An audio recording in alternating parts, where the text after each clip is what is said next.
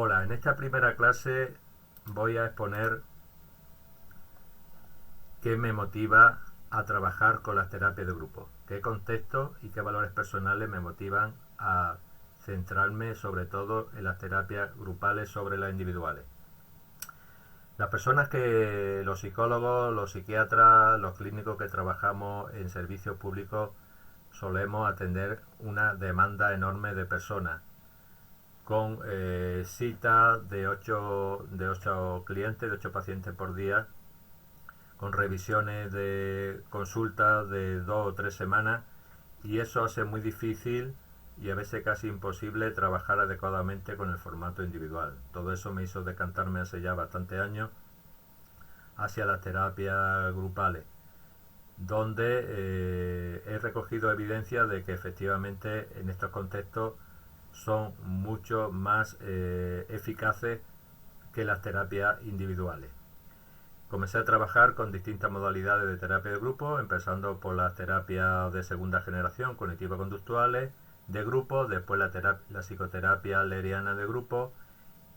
posteriormente la terapia estratégica de grupo y actualmente las terapias contextuales de grupo, sobre todo la integración de ACT y FAD de grupo, que es el objetivo de estas 4 clases, de estas 4 presentaciones, presentar lo fundamental de la FAC, es decir, de la combinación de ACT y FAD de grupo.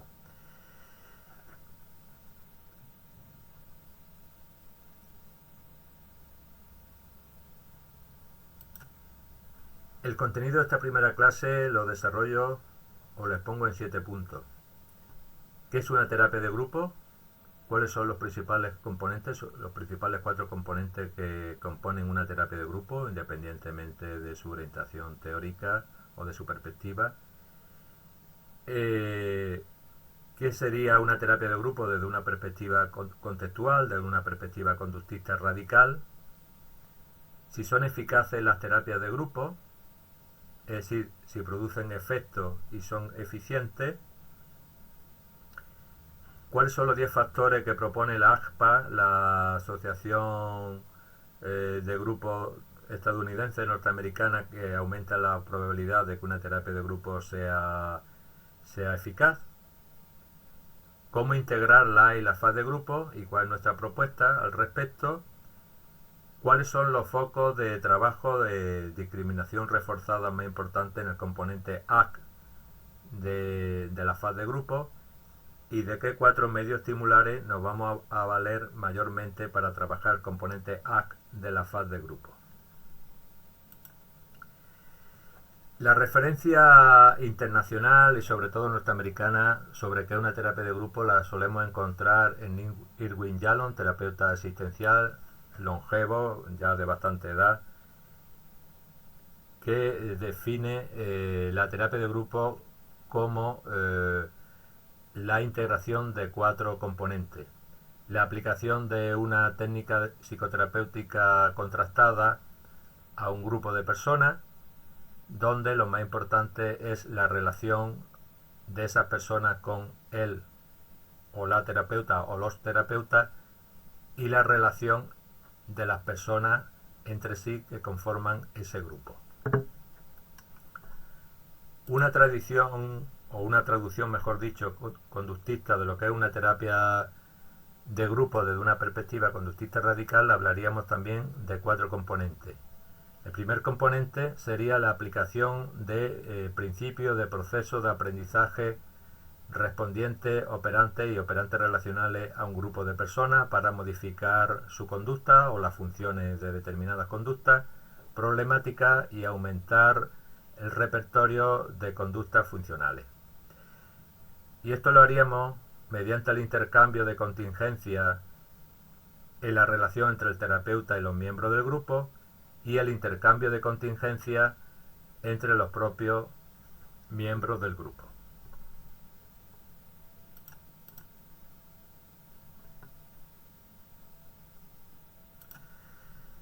Las terapias de grupo prácticamente desde la década de los años 80 en diversos estudios de metaanálisis se han demostrado que son eficientes, es decir, que son eficaces, que consiguen determinados objetivos, es decir, son efectiva. Otro aspecto que se ha demostrado desde los años 80 es que los resultados de las terapias de grupo e individuales en las mismas condiciones idóneas son similares, que no hay diferencia apreciable entre los diferentes enfoques y orientaciones teóricas de terapia de grupo a la hora de producir eficiencia, aunque nosotros particularmente, o por lo menos mi experiencia me dice que las terapias conductuales son ligeramente más eficientes que otras modalidades de terapia grupales, por lo menos mi experiencia, pero claro, el sesgo es personal y habría que contrastarlo con otros terapeutas que trabajen en otro grupo y con poblaciones problemáticas similares. Y algunos estudios también demostraron desde los años 80 que las terapias de grupo son más rentables que las terapias individuales, sobre todo en la sanidad pública. Es decir, podemos atender en el tiempo que se atienden a varias personas en terapia individual a muchas más personas con recursos y gastos y esfuerzos no mucho más mayores que los de las terapias individuales, y por lo tanto en esos contextos son bastante más rentables que las terapias individuales. Aunque también es cierto que una gran cantidad de terapeutas que trabajan en la sanidad pública no suelen trabajar con las terapias con las terapias grupales por determinados, digamos, contextos reforzantes que sería motivo de una clase específicamente para ellos, pero que no viene ahora al caso. Según la Asociación de Grupos Norteamericana de Terapias Grupales, hay 10 factores que aumentan la probabilidad de que una terapia de grupo, si la hacemos, sea eficaz. Estos 10 factores son: primero, contar con un apoyo organizativo de la institución donde trabajamos para hacer terapia de grupo, que haya un respaldo, que haya un reconocimiento, que haya por lo menos un refuerzo verbal y unos espacios materiales y unas personas para organizar y para nutrirse esos grupos de esos clientes, de esos pacientes, y un espacio donde trabajarlo y haya un reconocimiento de que esa labor, ese trabajo es importante. Que se utilice sobre todo el elemento del componente de la cohesión grupal, es decir, que hagamos atractivo a las personas el hecho de formar parte de un grupo, que les sea reforzante el formar parte de un grupo y acudir a las sesiones.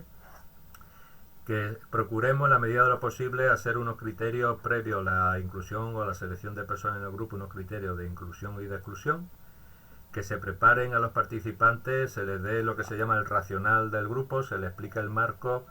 del grupo con el que se van a encontrar y la modalidad de trabajo que van a desarrollar. También es importante que sepamos que en los grupos suele haber una serie de etapas predecibles. La etapa inicial es más centrada en la norma por las cuales se va a contextualizar, se va a enmarcar el grupo, y al principio los integrantes del grupo son más dependientes del o los terapeutas. La fase intermedia, donde van a aparecer la mayor parte de los problemas, los conflictos grupales, y la fase final, donde es importante que finalicemos el cierre, la autonomía y la elaboración de la pérdida o del duelo, por decirlo así, de haber formado parte de ese grupo. También es importante que entendamos los grupos como una especie de micro o ecosistema social, donde es importante distinguir los factores terapéuticos de los menos terapéuticos, o como puede ser la formación de su grupo y la presencia de determinados problemas en los componentes que pueden interferir de manera antiterapéutica en los grupos, aunque también se puede considerar que estas conductas serían conductas clínicamente relevantes de tipo 1 a tener en cuenta para trabajar en los grupos. También es muy importante que el terapeuta de grupo o la terapeuta de grupo tenga muy claro, lo más claro posible, cuáles son sus habilidades y su papel en los grupos. A veces el papel puede ser, dependiendo del momento, de las características de la dinámica del grupo, de ofrecer cuidado directo, evocar emociones de aspectos relevantes, etcétera, etcétera. Que se utilicen unos criterios éticos claros en cuanto a la confidencia, evitar su grupo, que se registren los progresos y si vamos a grabar las sesiones grupales, que haya un consentimiento informado evidentemente de las personas del grupo. Que cómo coordinarnos con un terapeuta individual si un caso particular del grupo o varios casos requieren de la intervención paralela entre la terapia individual y grupal. y sobre todo elaborar también los finales de las sesiones de grupo, de la pérdida que supone para los integrantes del grupo la experiencia de acabar con el grupo. Y en este aspecto también incidir mucho en qué han aprendido, qué le ha sido útil de esa experiencia grupal. Con respecto a la integración de A y FAD de grupo, Jack Callaghan en 2004 propone 3 vías. La primera es usar los elementos de la FAP, de la psicoterapia analítica funcional, al hacer AC.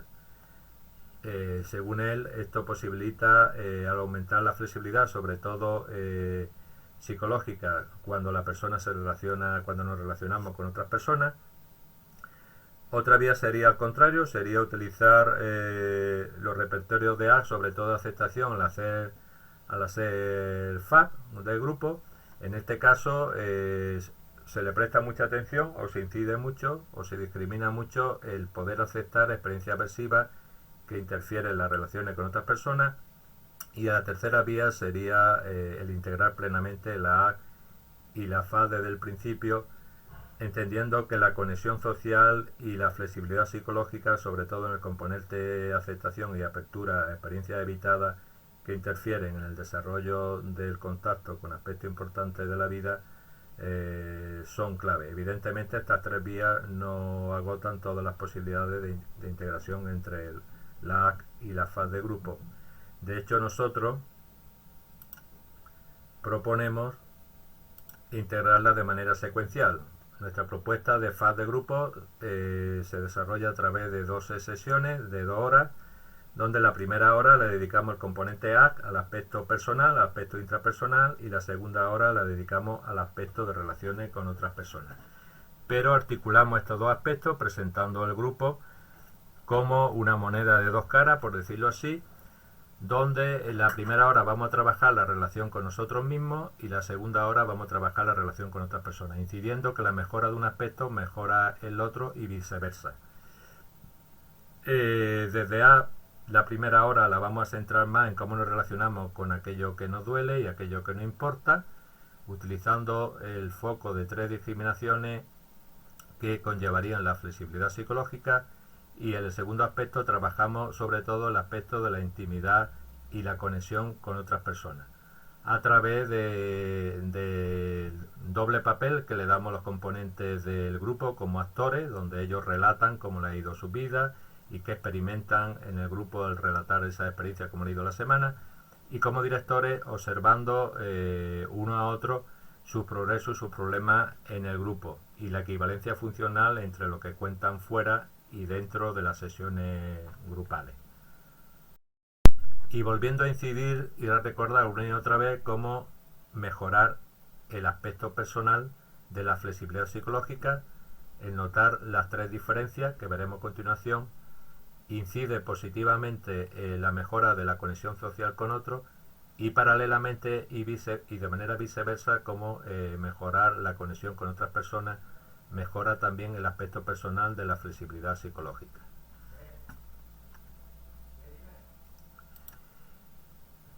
De hecho, en la parte AC de la faz de grupo vamos a trabajar con 3 funciones o 3 clases de conductas funcionales a moldear y a reforzar. Lo que Kevin Paul ya en 2009, en un trabajo no publicado como libro, como artículo, pero sí que se puede encontrar en internet, habla de 3 tipos de discriminaciones, la que él llama D1, que notar la diferencia entre los contenidos verbales y la experiencia directa de los 5 sentidos, y utilizarlo esto en las sesiones grupales, con preguntas del estilo: ¿quién nota la diferencia entre lo que dice su mente y lo que resulta de su experiencia directa aquí ahora, si estamos en contacto con una experiencia que está ocurriendo aquí ahora en el grupo, o allí entonces si es en el relato de algo que ha sucedido en la semana o durante el tiempo fuera del grupo, y buscando evidentemente al combinarlo con FAC la equivalencia funcional dentro o fuera del grupo. El segundo aspecto sería la discriminación que él llama D2, que es la diferencia entre invertir en luchar y en tratar de controlar los pensamientos y los sentimientos y las sensaciones no deseadas, la diferencia que hay entre eso, entre invertir ahí, invertir esfuerzo, invertir conducta en eso, y la diferencia que hay con invertir en activarnos en direcciones valiosas. Y quién nota la diferencia entre uno y otro. Y tanto aquí ahora, cuando se evoca la experiencia dentro del grupo, como allí y entonces, durante la semana, combinándolo con el aspecto FA de la equivalencia funcional igualmente. Y lo que él llama la discriminación de tres, que sería, que se suele llamar también los marcos deísticos, yo observador o yo contexto, donde la persona nota la diferencia entre sus contenidos mentales, es decir, sus pensamientos, sus emociones y sus conductas, y a él o a ella misma como observador de esa experiencia, abriendo la posibilidad de que vea las cosas de otra manera, que vea las cosas de otro punto de vista, de otra perspectiva. Aquí la pregunta típica es quién nota la diferencia de uno y la diferencia de dos. ¿Quién es la persona que nota esa diferencia? De hecho, la matriz de Kevin Paul, que la veremos ahora brevemente, es el eje central entre la intersección entre el eje vertical de la discriminación de 1 y el eje horizontal de la discriminación de 2. De hecho, para trabajar el componente ACT de la faz de grupo, nos vamos a valer de tres elementos visuales, de tres elementos estimulares, visuales y auditivos, y táctiles, es decir, nos vamos a valer de elementos de experiencia directa para utilizar, para desarrollar, para moldear y para reforzar estas diferencias entre D1, D2 y D3. Por un lado, podemos utilizar un simple bolígrafo que nos sirve de referencia a partir de un moldeamiento progresivo donde le indicamos a la persona que observe el boli detenidamente, oiga su sonido, si lleva capuchón o clic, lo huela, lo tacte, y después, apartando el bolígrafo de su campo visual, de su campo táctil, de su campo olfativo, que piense en ese boli, que trate de reproducirlo, de recordarlo mentalmente lo mejor posible, y preguntarle al grupo, a las personas del grupo, si nota la diferencia entre tactar, tocar, observar, oír el boli y pensar en él. Y a partir de esa experiencia, cuando estén compartiendo en el grupo experiencia tanto de dentro como de fuera del grupo, equivalencia funcional dentro-fuera, movernos a través de la sala del grupo en el círculo. Normalmente el grupo se suele poner las personas en círculo, la silla, utilizar la presencia del boli, el terapeuta, moviéndose con él, diciéndole ahora mismo en qué boli está, en el boli tocado, en el boli experimentado o en el boli pensado. ¿Y a qué te lleva eso? ¿A qué ruta te lleva el pensado y el experimentado? ¿Y quién nota esa diferencia? Utilizando de nuevo las tres discriminaciones. Otra herramienta visual y auditiva y táctil también, pues se puede tocar el papel, es, y oler incluso, pero no se suele utilizar en ese aspecto, es utilizar una metáfora raíz, y vamos a ir tirando de ella como un chicle a lo largo de todas las sesiones y repitiéndola, una metáfora raíz de la cual nos vamos a valer para repetir estas tres discriminaciones. Por ejemplo, la metáfora del jardín o la metáfora del autobús, que se utiliza mucho en grupos de personas con experiencia psicótica.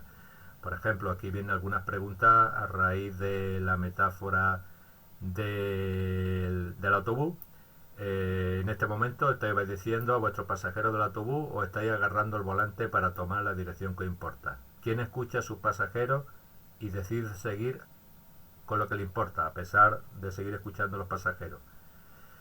Que muchas veces estas metáforas es mejor o es más efectiva incluso representarlas, psicodramatizarlas en el grupo, haciendo mover a las personas como pasajeros, como conductores, que simplemente soltarla o exponerla verbalmente. El hexaflé, ya sabéis, el hexágono de flexibilidad y de inflexibilidad, también se puede utilizar y recorrer a lo largo de las sesiones para utilizar las tres discriminaciones, o la propia matriz que hablaba antes del eje horizontal y vertical de la propuesta de la matriz de Kevin Paul. Aquí tenemos los cuatro elementos representados. Igual que el boli, podemos utilizar cualquier otro objeto. Digo el bolígrafo porque se le suele indicar a las personas que conforman el grupo que lleven un boli para tomar nota y ese mismo bolígrafo, tanto el del terapeuta como el suyo que lleva, lo podemos utilizar como elemento para trabajar estas tres discriminaciones. Muchas gracias a todos.